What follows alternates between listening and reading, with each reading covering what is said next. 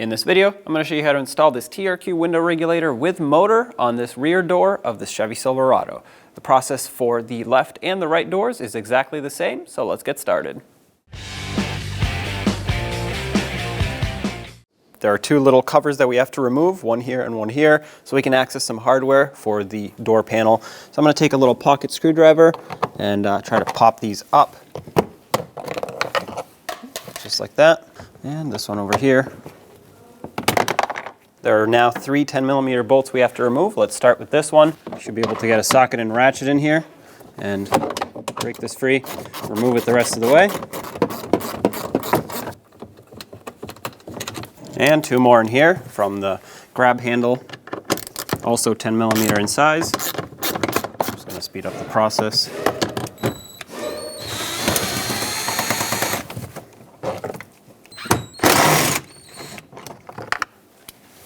Okay. Before you pull up on the door panel, pop this little clip off of the lock indicator and remove it. Now you should be able to grab the door panel in here and just pop it out of all of its retainers. Just like so. Now you can slide it up. Don't go too far with it because we have wiring attached on the back side and some door handle cables, so let's get those off. Now getting this door handle cable unhooked is going to be the more challenging part here. I'm going to use some needle nose pliers. Come in like this, and there's two little tabs that you have to squeeze.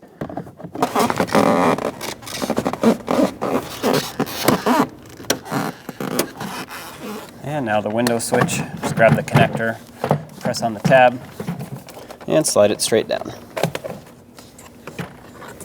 Someone has clearly already been in here because I have electrical tape holding up the vapor barrier. Yours should be glued onto the door panel, hopefully. Whatever's holding it up, try to peel it away so we can get access behind it.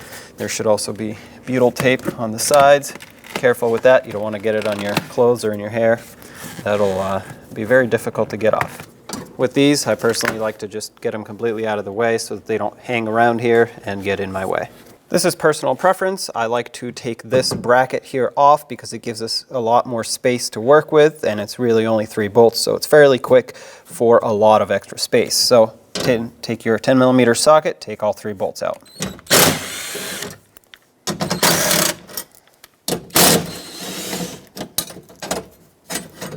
Set that aside. When doing this job, you have to support the window in one way or another. I'm going to use some painter's tape and just put a couple strips over this. If you don't have painter's tape, I don't really recommend using any other tape because it will leave a lot of residue behind unless you're willing to clean it off.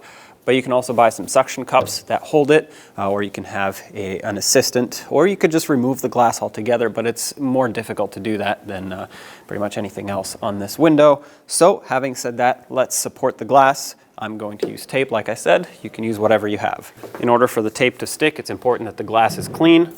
So I'm just going to quickly spray it down with some glass cleaner and then wipe it off. I'm going to get my tape on here.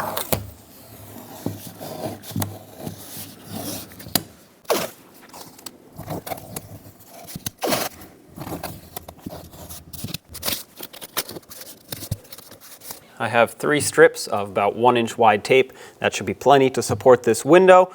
Now let's unbolt it from the regulator and get that out of there. Here's one of the bolts, 10mm in size. You do not have to completely remove this. You just have to break it free and back it off a few turns. Basically, this is just a bracket that pinches down on the window, so you just need to release pressure. As you can see, it's already free floating, so that's good enough. Let's move to the next one, which is on the other side of the regulator.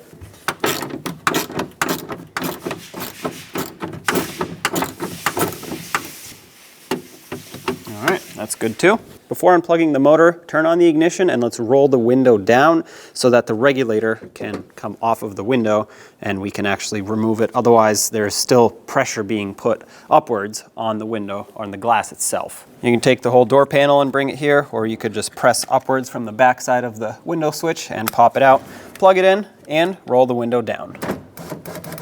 Obviously, the window itself isn't going to go down, but the regulator will release pressure. Now unplug this, turn your ignition off so you don't drain your battery.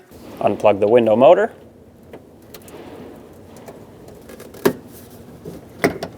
At the bottom of the door, you'll see 2 10mm mounting nuts. Remove them both.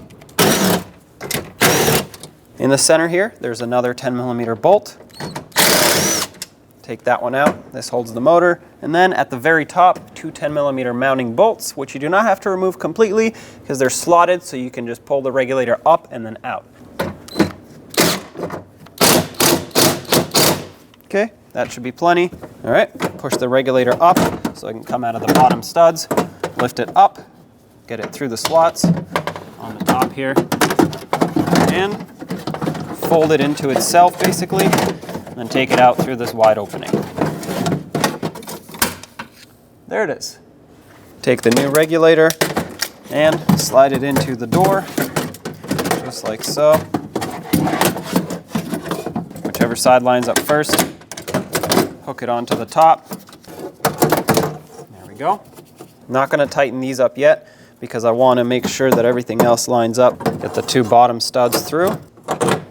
Start the mounting nuts on those so that it doesn't fall out. And do the same on this one. Now I know everything's lined up, so I'm just going to tighten these up. Put in the screw on the motor, tighten it up. Snug it, and let's plug in the motor since we're here. Make sure that clicks. And the two bolts on the top. Plug in the window switch again because we have to roll this regulator up. Don't go all the way because when it comes in the package, those two hooks or the brackets will actually be pinched shut all the way. So we have to release them a little bit in order for it to grab onto the window properly. So I brought them very close to the window. Let's unthread those bolts just a little.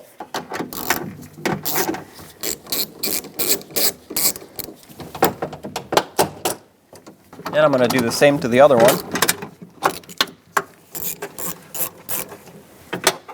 Make sure this pops apart. There we go. Now finish rolling the regulator up. Pay attention to it so that it actually slides onto the window properly. Nope. See, that's what you want to avoid. All right, there we go. Push it up all the way. And now let's clamp it down to pinch onto that window. When you tighten this, try not to over tighten it because you can break the glass.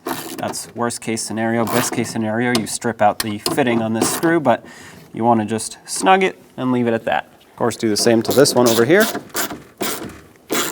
Okay, that's good right there. Let's get this bracket reinstalled. If you took it off, it has a hook up here that it lines up with, and then you just thread in your bolts.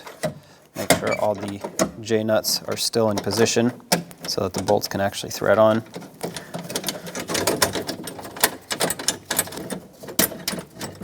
Tighten this up.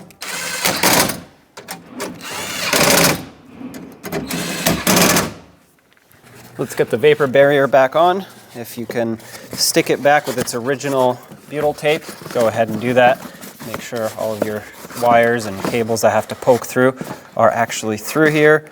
And then if you can't stick it back with the original butyl tape, just use whatever other tape you have to hold it up. It's important that this goes back here for moisture and wind noise. Now bring in the door panel and we'll have to reconnect everything on the back side. Start with the window switch. Click that wiring harness in. There we go. It's not coming back out, so it clicked.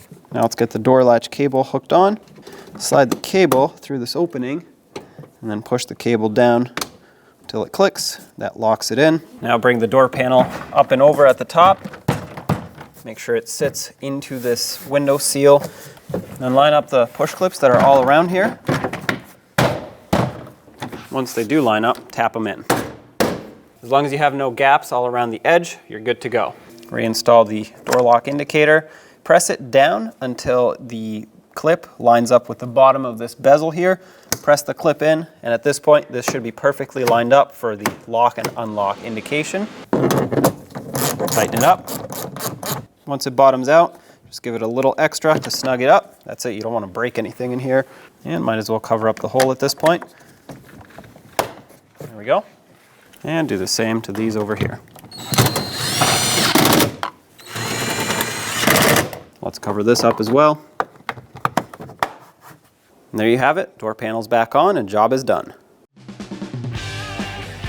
When only the best will do, demand TRQ. The only company that lets you view before you do. TRQ is committed to offering the highest quality aftermarket auto parts that are engineered for peace of mind. Thanks for using and viewing with TRQ.